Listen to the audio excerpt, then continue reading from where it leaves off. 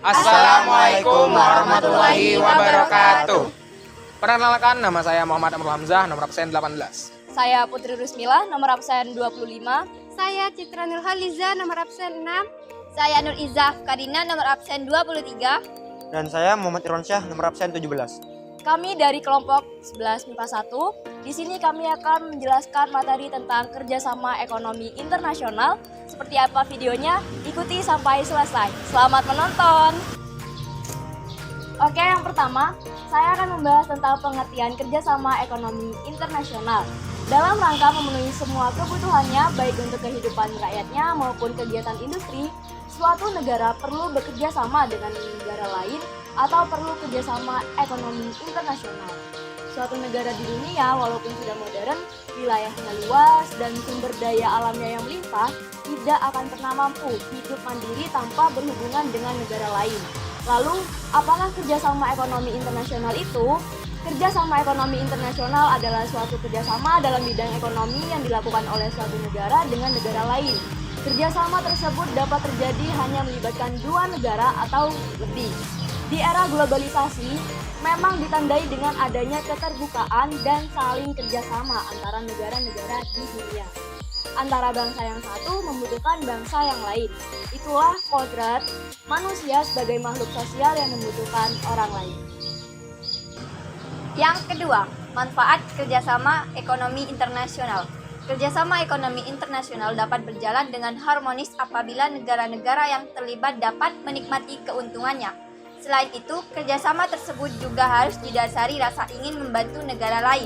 Mereka yang terlibat dalam kerjasama ekonomi internasional harus memahami tujuan diadakannya kerjasama tersebut. Oleh karena itu, beberapa manfaat dengan adanya kerjasama ekonomi internasional yakni 1. Mencukupi kebutuhan dalam negeri. Pada saat ini tidak ada satupun negara yang mampu menghasilkan sendiri semua komoditas yang dibutuhkan oleh warganya. Setiap negara pasti akan bergantung atas komoditas dari negara lain. Misalnya, Amerika Serikat sebagai negara adidaya sangat membutuhkan pasokan minyak bumi dari negara lain untuk menggerakkan industrinya. Dalam rangka memenuhi kebutuhan atas komoditas ataupun dana yang dibutuhkan, tiap negara harus melakukan kerjasama dengan negara lain, baik dalam bentuk perdagangan, investasi, maupun pinjam-meminjam. Bagi negara yang memiliki kelebihan suatu produk tertentu dapat menjual ke negara lain, sehingga semua negara dapat memperoleh barang yang dibutuhkan. 2. Meningkatkan produktivitas dalam negeri. Dengan melakukan kerjasama ekonomi dengan negara lain, suatu negara bisa memperoleh bahan produksi yang belum dimiliki. Sumber-sumber produksi yang tidak terdapat di dalam negeri bisa diimpor dari luar negeri. Dengan demikian, produksi dalam negeri menjadi lebih lancar sehingga produktivitasnya meningkat. 3. Memperluas lapangan pekerjaan. Apakah kalian juga tahu bahwa beberapa komoditas Indonesia juga banyak dibutuhkan oleh negara lain seperti kelapa sawit, gas, dan batu bara? Pemerintah senantiasa mendorong peningkatan atas beberapa komoditas tersebut untuk dijual ke luar negeri. Peningkatan atas produktivitas tersebut tentu juga membutuhkan tenaga kerja yang berarti juga memperluas lapangan pekerjaan. Selain itu, pada saat ini juga banyak warga negara Indonesia yang bekerja di luar negeri. Hal ini tidak akan mungkin terjadi jika tidak ada kerjasama atau hubungan baik antar negara. Yang keempat, terjadinya alih teknologi. Adanya kerjasama ekonomi antar negara tidak menutup kemungkinan terjadinya alih teknologi. Banyak temuan dan penerapan teknologi tinggi yang digunakan oleh masyarakat luar negeri, terutama negara-negara barat. Mereka telah menggunakan teknologi tersebut untuk mempermudah kehidupannya, seperti penemuan mesin-mesin industri, kendaraan bermotor, pesawat terbang, dan berbagai peralatan elektronik. Dengan adanya kerjasama ekonomi, teknologi-teknologi tersebut banyak beralih ke negara-negara lain, baik melalui jalur perdagangan maupun investasi, yaitu pemilik teknologi mendirikan pabriknya di negara lain. Yang kelima, meningkatkan pendapatan negara melalui ekspor. Banyak komoditas dari Indonesia yang dibutuhkan oleh negara lain seperti kelapa sawit, aneka barang tambang, dan karet alam. Dalam meningkatkan penerimaan devisa, Indonesia senantiasa meningkatkan produksi atas beberapa komoditas tersebut. Biasanya, ekspor dilakukan apabila harga di luar negeri lebih tinggi daripada di dalam negeri. Oleh karena itu, ekspor dapat meningkatkan pendapatan negara karena perolehan penjualan meningkat. Oke, jadi sebab yang ketiga adalah bentuk-bentuk kerjasama ekonomi internasional. Bentuk-bentuk kerjasama ekonomi internasional ini itu terbagi menjadi dua, yaitu berdasarkan jumlah negara yang terlibat dan berdasarkan bentuk kegiatannya. Kerjasama ekonomi berdasarkan jumlah negara yang terlibat itu terbagi lagi menjadi 5, yaitu yang pertama, kerjasama ekonomi bilateral. Kerjasama ekonomi bilateral adalah kerjasama ekonomi antara satu negara dengan satu negara lainnya. Jadi kerjasama ini hanya melibatkan 2 negara saja. Dan contoh kerjasamanya yaitu kerjasama di bidang perdagangan antara Indonesia dan Jepang, kerjasama di bidang investasi antara Indonesia dan Tiongkok. Yang kedua yaitu kerjasama ekonomi regional. Kerjasama ekonomi regional adalah bentuk kerjasama yang terjalin antara beberapa negara dalam satu wilayah tertentu. Kerjasama ini tidak dapat dilepaskan dari persamaan lokasi, historis geografis, teknik, sumber daya alam, dan pemasaran. Misalnya di wilayah Asia Tenggara ada ASEAN dan di wilayah Asia Pasifik itu ada APEC. Lalu yang ketiga yaitu kerjasama subregional. Kerjasama subregional dilakukan oleh beberapa negara di dalam subkawasan. Misalnya kerjasama 3 negara di Asia Tenggara yaitu antara Indonesia, Malaysia, dan Singapura yang membentuk suatu kerjasama yaitu tentang pertumbuhan ekonomi atau growth triangle. Dan yang keempat adalah kerjasama antar regional. Kerjasama antar regional adalah bentuk kerjasama yang melibatkan beberapa negara dalam satu kawasan dengan beberapa negara di kawasan lainnya. Misalnya negara-negara Uni Eropa yang menjalin kerjasama dengan negara-negara di ASEAN.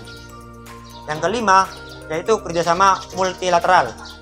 Kerjasama multilateral adalah bentuk kerjasama yang melibatkan beberapa negara di dunia tanpa memandang batas wilayah tertentu. Kerjasama ini bersifat global atau universal atau internasional. Contohnya seperti WTO, PBB, Bank Dunia, WHO, dan lain sebagainya. Oke, yang kedua yaitu kerjasama ekonomi berdasarkan bentuk kegiatannya. Berdasarkan bentuk kegiatannya sama, dibagi 5 juga. Yang pertama, bentuk pasar bersama regional. Badan seperti ini melakukan kerjasama untuk mengurangi hambatan-hambatan perdagangan antar anggota. Contohnya seperti pasar bersama Eropa atau PBE. Yang kedua, bentuk yang lebih luas untuk mendorong perluasan perdagangan dengan menghapus hambatan-hambatan tarif dan kuota. Contohnya seperti WTO dan NAFTA. Dan yang ketiga, bentuk pengaturan produksi bersama. Contohnya seperti OPEC. Yang keempat, bentuk badan kerjasama yang bersifat koordinatif dalam penyaluran bantuan kepada negara yang sedang berkembang. Contohnya seperti IMF dan World Bank atau Bank Dunia. Dan yang kelima, bentuk badan kerjasama yang bersifat konsultatif. Contohnya seperti kerjasama ekonomi Asia Pasifik atau APEC. Oke, yang keempat yakni lembaga-lembaga ekonomi internasional. Lembaga-lembaga ekonomi internasional bergerak dalam beberapa bidang. Ada bidang perdagangan, keuangan, dan pengaturan produksi bersama. Mereka melakukan kegiatan untuk mencapai kemajuan dan kesejahteraan bersama. Beberapa lembaga ekonomi internasional yang cukup terkenal di masyarakat yakni sebagai berikut. Yang pertama, ada Dana Moneter Internasional atau International Monetary Fund atau yang disingkat dengan IMF. IMF merupakan salah satu lembaga di bawah naungan PBB. Dana Moneter Internasional atau IMF ini adalah organisasi internasional yang bertanggung jawab dalam mengatur sistem finansial global dan menyediakan pinjaman kepada negara anggotanya untuk membantu masalah-masalah keseimbangan neraca keuangan masing-masing negara. Salah satu misinya adalah membantu negara-negara yang mengalami kesulitan ekonomi yang serius, dan sebagai imbalannya, negara tersebut diwajibkan melakukan kebijakan-kebijakan tertentu, misalnya privatisasi badan usaha milik negara. Kemudian yang kedua, contohnya ada World Bank atau Bank Dunia. Bank Dunia atau World Bank adalah lembaga internasional yang memberikan bantuan pembiayaan dan nasihat keuangan kepada negara yang membutuhkan.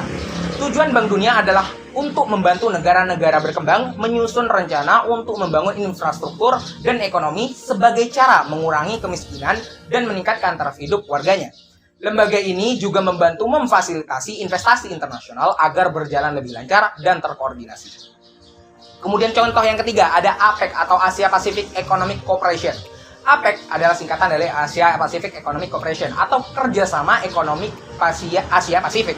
APEC didirikan pada tahun 1989. APEC bertujuan untuk mengukuhkan pertumbuhan ekonomi dan mempererat komunitas negara-negara di Asia Pasifik. Dengan kata lain, Asia Pacific Economic Cooperation ini atau APEC ini adalah forum utama untuk memfasilitasi pertumbuhan ekonomi, kerjasama, perdagangan, dan investasi di kawasan Asia Pasifik. Dan selain itu ada banyak lagi organisasi ekonomi internasional yang ada di dunia. Misalnya ada ADB atau ASEAN Development Bank yang mirip seperti World Bank. Atau ada juga EFTA atau European Free Trade Area. Ada juga OPEC atau Organization Petroleum Exporting Countries dan lain sebagainya. Oke, itulah penjelasan materi yang telah kelompok kami sampaikan. Mohon maaf jika ada kesalahan dalam penyampaian materinya. Wabillahi taufiq wal hidayah. Wassalamualaikum warahmatullahi wabarakatuh.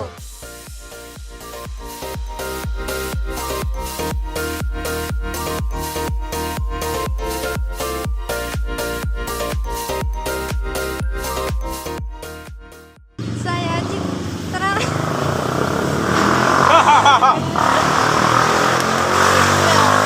Oke, jadi sebab yang ketiga adalah bentuk-bentuk kerjasama ekonomi internasional. Kamu yang Siap bang. Dah. Ayo bang, ngot. Ekspor. Banyak komoditas dari Waduh iya. Ay, pero berapa ya, Reo? Kamu kayak pas ngomong kelakuan.